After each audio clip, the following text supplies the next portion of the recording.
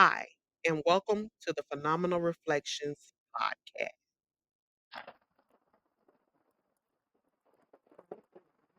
I am your host, Phenomenal Mindy. And this podcast, I'm pretty sure you haven't caught up, but if you haven't caught up, go ahead and follow me on YouTube, StreamYard, and also Spotify. And that name is Phenomenal Reflection. That's Reflections with an S. And I'm going to talk about something a little bit different today because Domestic Violence Awareness Month is coming up next month. And don't you forget that we're going to be doing some special things and we're going to lay things a little bit different for the awareness. But as I begin to think about what am I going to talk about or what am I going to put forth in front of my followers and my listeners, I found something that resonated within my spirit and it kept telling me to talk about emotional abuse. Now, emotional abuse is something that not necessarily have to be from a partner or a spouse. It can be from a parent, an aunt, or uncle, or whoever you encounter with. It doesn't necessarily have to be, somebody as a spouse. But today we're going to talk about emotional abuse. And I kind of went over a topic that was kind of viral. And I am going to play this. I'm not going to show the video for the person that's in the video. I wouldn't dare do that. But what I'm going to do is we're going to listen in, and I'm going to let you hear some things. But before we dive in, I'm going to really, really tell you what it's all about. Now, emotional abuse is a pattern of behavior that can be damaging to a child, emotional development, and sense of self worth. It can be difficult to detect and sometimes have lifelong consequences. And the reason why I really want to talk about this topic because this story here that I'm about to share with you is something that really really resonates with me with my own parent, my own mom. So it kind of touched me and I said, well, this is what I need to talk about this following week. But before we do that, go ahead and follow me on YouTube, Spotify, and TikTok. The name is Phenomenal Reflections. It's Reflections with an S. And on TikTok, you can find me as Phenomenal Mindy. So go ahead and follow me on those and subscribe to those different channels. But I'm excited to get involved with this topic because it resonates with me one on one. I'm gonna really be honest with you. So some things that fall up under the emotional abuse can be criticism, it could be isolation, it could be threatening, it could be withholding, it could be shaming, belittling, calling names, humiliating. It could be manipulation. It could be favoritism. Emotional abuse can happen at any age, but it may get worse as you progress on from a child into an adult. So, what I'm going to do here, I'm going to play this video, and I want you guys to listen in really, really good. And I want you to take out the judgment zone of this person that's telling their story onto a platform because I don't want you to miss or look over what's really happening because growing up in the community, that's what we do. We overlook things because of who the person is. But this story here, again, it resonates with me so well. So here's what I'm gonna do. I'm going to go ahead and play it for you, and we're gonna tune in and we're gonna listen in to this. And let me get just a second to pull this up. Okay, here we go. I can't get another one. You can't get another mama, but you also can't get another peaches. This is the problem. Y'all want to be like, that's your mama. You only get one mama. Your mama only get one you. They can have as many kids as they want. They only get one with your spirit, your mind, your soul. You'll never get another peaches, mama. Mama, if you die, I won't be sad. I won't be falling all over your crash and sliding all down. Oh, my mama should have made up with my mama. You took more than you gave from me in this lifetime. You caused more pain. My first bully. I'm not gonna miss you just like I don't miss my daddy. My daddy died last year. I ain't dropped a tear. I don't miss you, motherfuckers. I don't sit up here and be like, God, I wish I could talk to my mom. We barely ever had something to talk about. Unless it was gossip, talking about another family member. What did we have in common, mama? You don't like to read books. You don't like to talk about feelings. You don't like to go places with my kids. Yes. One thing we got in common is we like to gamble. And when we gamble, I don't like to gamble with nobody. I'm not gonna miss you when you're dead. I promise you that. If you outlive me, mama, I mean, if I outlive you, mama, I'm not coming to your funeral. They don't have to put my name in your obituary. I'm not missing out on a fuck thing. Because when my mama gone, Now, listening to that, I'm gonna really be honest with you, and I listened to it over and over and over, and as it began to resonate with me, her life is my life, and I got caught up in that's my mom, and I got caught up in obedience is better than sacrifice. I didn't really understand I was suppressing my feelings in order to make my mom happy. So, when I listened to this, I, without a shadow of a doubt, knew that that was my story, and a lot of people, and when I say a lot of people, I'm meaning family members, knew of the situation, and they kinda just say, "Hey, that's your mom." Yeah, we know the things we know and see the things that been going on. They've also was able to see for themselves how the situation really played out. So, to the young lady in the video, I definitely am resonating with you. I am here to stand for you for the abuse. My mom was the same way, or should I say is the same way. A lot of times growing up, African American, you are taught certain things. You're not allowed to express yourself. So sometimes that's how our parents grew up, not having emotions, not having feelings. And for me, with my children, I made a promise to myself that that's something that I'm not gonna do. If my child has something to say, I'm allow them the time and the space whenever they're ready to express their emotions. Now, the thing that she said about your mom passing away and being at the funeral, that's her own life. I'm not here to dictate that for me. Even though my mom still did what she did, I made a promise to me and the universe that if she do pass away, I'm gonna make sure I do bury her, make sure she put away nice, because after all, she would then be transitioned into my ancestors. So for me, I still want to do the right thing within that manner. But all of the other things and in the invoking in the negativity, I don't have time for. I don't want to hear the gossip, and I can resonate with her, and I'm saying this over and over because I can hear the conversation, me and my mom used to have. She just wanna talk about people, downplay people, but she was only doing that because she didn't have the nerve to move forward. She didn't know what it looks like. She just still doesn't know what it looks like to be a healed woman at her age, and she's in her late 60s. So people will say, "Well, oh, she took it too far." Well, how are we supposed to express ourselves, or who are we supposed to express ourselves? Me, I'm not big on shaming people for expressing themselves on social media. And people like, why do you have to go through all that? Why do you have to put that out? Sometimes there's people on it out. I'm gonna really be honest with you. Sometimes that is people only outlet. And so they need somebody that's willing to listen to them, not listen to them and shame them at the same time. And it goes back to that's why people don't come forward with these type of things or don't say these things because of the shame. They don't want to be shameful of how they feeling of the result of their parents' action. So I commend her for, telling her truth. Her truth is her truth. Again, I'm not trying to take away from her story, but it's like her mom is trying to throw the guilt trip on her, give her the gaslighting. Like, you my child. I birthed you here. Yes, you did. But just as she said in the video, you're only gonna get one me. You can have multiple children, but you're only gonna get one me. So just like with mom, you're only gonna get one mom. You can have a stepmom and a godmom. Yeah, you can definitely have that. But that's it. You can't get another mom.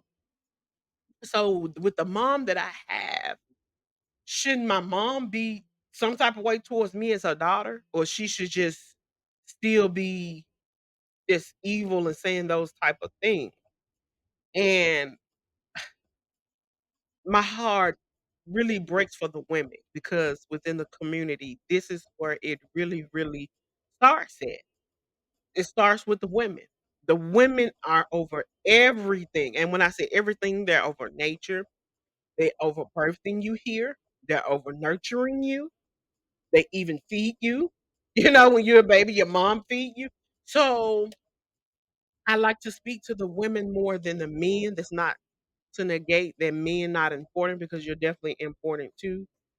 But my mom has a way of trying to control things. And when I say control things, like I had the opportunity of hosting a family reunion. And when I host a family reunion, for whatever reason, last year and this year, I hosted. And we hadn't had family reunion in prior to that, I wanna say, like, 2 years. My grandma passed away probably, like, 4 years ago. So after she passed, nobody just really wanted to step forward and move forward with it. So I decided to take the initiative and say, "Hey, I'll do it." So, move along, I decided to do it. Do you not know, not one of those 2 times, I only did it this year and last year, neither one of those times my mother congratulate me or say, "I'm proud of you," or anything. Nothing.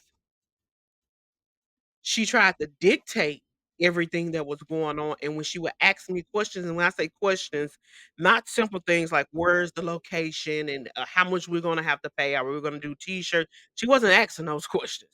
She was asking, "Who all coming? How much did I pay for the building? How much did I pay for the gifts that I passed out to everybody? What made me decide to have it at this location in last year in Gatlinburg?" She wanted to know that. And she tried to control that. So what she began to do is get on the phone with different people and gather her troops. And me, I like to tell both sides of the story. I'm definitely not going to tell you my side and not tell you their side. I'm gonna definitely tell you what I said too. So she gets on the phone and she gathered her troops and she began to speak negativity towards her daughter. Now, I am her baby girl. As she began to do this, I'm not even gonna lie to you, last year, it began to affect me because here I am, a woman now at my age, in my 40s, and I'm saying to myself, "How could a mother sit up and do something like that?" And she would tell people, "Oh, I'm not coming. I'm not coming. You might well not come too." And the crazy thing is, I never asked her for a dime. And I didn't ask her for a dime far as the fees goes, paying the fees for the family reunion. I never asked her for anything because that's my mom and I already knew her financial situation because she's disabled. But what she began to do is be very undermined and very nasty, very rude. And I began to cut her off. And I cut her off. I want to say it was a little bit after the family reunion. It had to be somewhere. The family reunion was in June of last year that I hosted, so it had to be, like, towards the end of June because we have a family reunion Juneteenth. So, I begin to cut her off. Now what I don't do is I don't evoke my children into this. I continue to let her hear them, see them video-wise, and I don't let them see her physically because she got a lot of issues going on with allowing certain people in her home, and those people that she allow in her home, I can't control that, but I can control my children.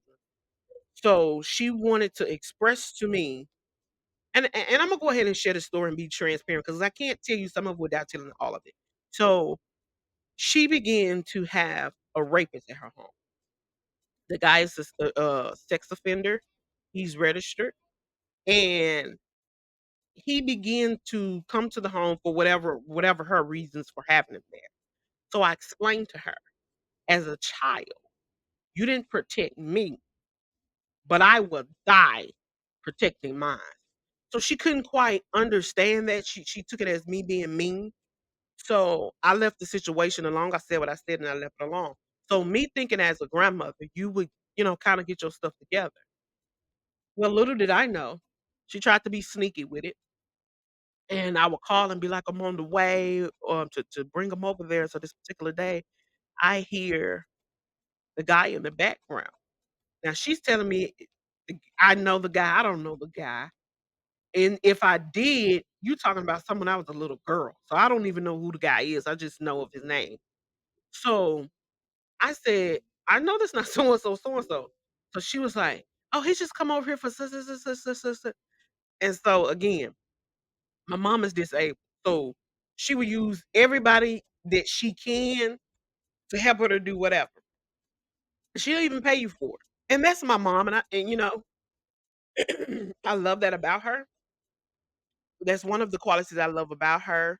She will feed you. And that's something that my grandma instilled in us. And it's something you can be an enemy of mine, and I still feed you. I wouldn't feed you and try to poison you or anything. It's just that's my grandmother in me.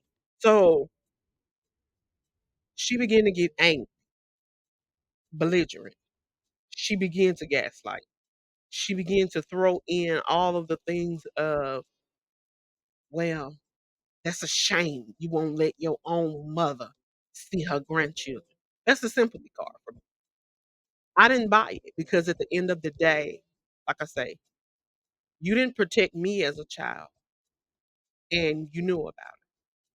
So you didn't know earlier on, but when it was brought to your attention, you still allowed to see the guy. So for me, I'm not gonna lie, it's just a fear of mine of my children. Again, I will die to protect my children. My children is all I have. There's the fruit of my loins. So we begin to move on. And again, I begin to draw back my energy from her. And when the more I drew back my energy from her, she began to try to send people to call me, try to have a conversation, and I had to shut it down because those type of people are only there to really hear what the story is, so they can go back and have that conversation with somebody else. Not to help, but just to have that conversation. So the emotional abuse continued to go on. She started insulting me and start telling me I wasn't gonna be this, I wasn't gonna be that. And this the type of stuff I can see in the video. All of this wasn't said in the video, but I can definitely see in the video that I just played, you know? And it's sad to say, again, because especially with moms and daughters, those are supposed to be the bonding. Just like father with son, mothers and daughters supposed to be able to have that bonding. So my mother didn't care. Do you think still to this day, now me telling you that this was 2 years ago. So still to this day, do you think uh-uh. My mom will help a rank stranger before she help her children. Because for me, if anything's stopping me from seeing my children and my grandchildren, I gotta cut it off. It's nothing toxic that, I'm trying to talk about and introduce to her. No, it was none of that. So she lived her life, I lived my life, and I understand everything that the young lady said in the video. By all means, do what's best and work for you. But I have came to a point in my life that I wasn't gonna let her drive anymore because holding those emotions and suppressing your feelings and emotions and your thoughts from your mother is really disheartening. It can take a toll on you and put you into depression, anxiety, and some people even do suicide. It's just all about how you position yourself.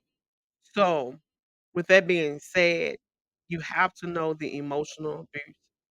And my mother, just as this lady in the video, if she could work technology like this lady that started in the beginning of the video, which is the mother, she would definitely do something like that. But you go into social media as a mother and not even really telling the whole side. So I'm guessing this will compel the young ladies to come forward. But again, it's nothing positive with talking to someone who is causing the abuse. There's nothing positive. Every time we would have conversations, it would be negativity about somebody else's situation or somebody else's downfall.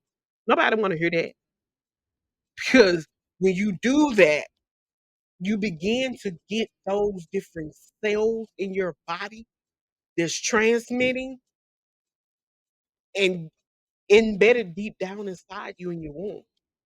So, your womb is where you carry everything, and a lot of people don't know that. So, that's another topic, but so, I didn't want that. I didn't want that for me, myself, or my children. So, there's nothing wrong with removing. And the nasty comments that was on this video was really, really and the crazy thing Imma tell you this, the crazy thing is within my healed self, a lot of people still will say, "Oh, that's mom." And for me, I miss my dad. My dad died when I was around 7 or 8 years old. So, I'm not gonna take that away from him. He didn't get the opportunity to even see me blossom into a woman. However, my mom had to carry the barrier.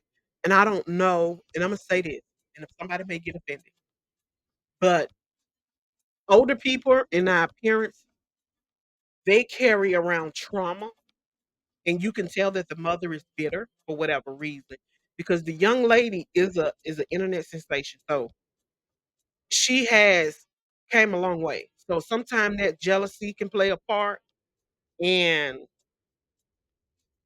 it's you have to cut yourself off. 'Cause you before you know it, time is constantly ticking, and then you'll be 50, 60 years old, still got a halo of trauma. At some point, you gotta drop those bags. At some point, you gotta say it's too heavy. At some point, you gotta say, "I don't want the load." At some point, you gotta say, "I wanna drive my own car." At some point, you wanna say, "I wanna take control." You have to do that because, again, you are gonna raise children, and then those children are gonna be affected with that same type of trauma, and they have the tendency of having all type of different illness. So, I didn't wanna do that, and I do feel sorry for this young lady, and again, I'm not gonna say her name, but I do just hope you see this video and feel me through the screen. I commend you for having the stand up. Commend you for dropping the bricks. I commend you for dropping the load. I commend you for stepping up. I commend you for knowing your value. Something that these people in this comment sections are not gonna say.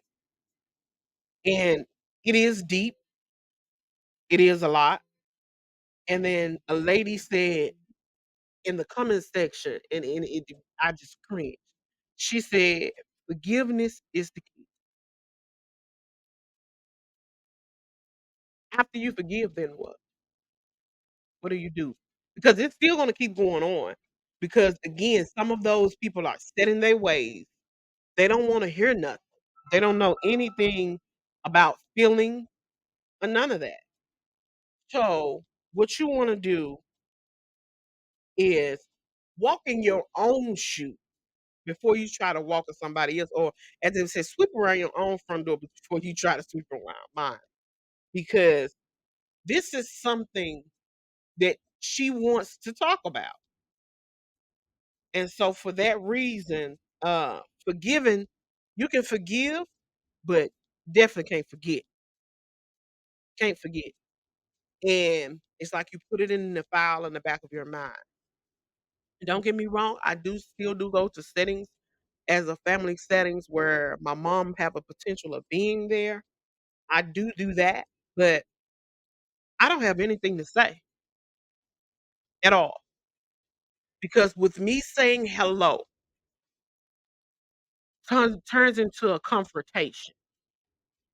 And when the confrontation begin to start from her end, I give you totally silent because I don't have the energy for that anymore.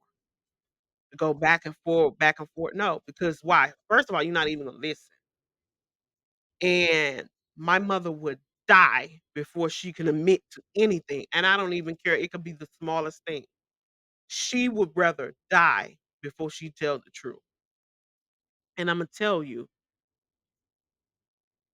I have loved my mom all my life and still love her, but I don't have to indulge with what's going on over there. So, when this trauma is something that you're carrying in your womb, when it's time for you to have a relationship with someone, it's gonna get affected. You're not gonna have the patience for it. You're gonna try to figure out or your spouse or partner looking at you like, "What is wrong?" You can get to arguing over some dishes in the sink, and I'm talking about storming arguing. And he looking at you like or she looking at you like, "It's just dishes." But you have to have that mind to pay attention and open and say, "No, it's deeper than the dishes. Because we can't be arguing about just dishes. It's something deeper than that." So, with that being said, I want to thank you for listening to me. Thank you for gracing my platform. Thank you for following me. This is the end of the podcast. I do want you to tune in each and every Friday night at 7 p.m. Central Standard Time on Domestic Fridays as we talk about domestic violence, but not limited to domestic violence. We will talk about everyday life and situation. So, with that being said, I am your host. I am your factor. And thank you. See you next time on Domestic Friday. Bye for now.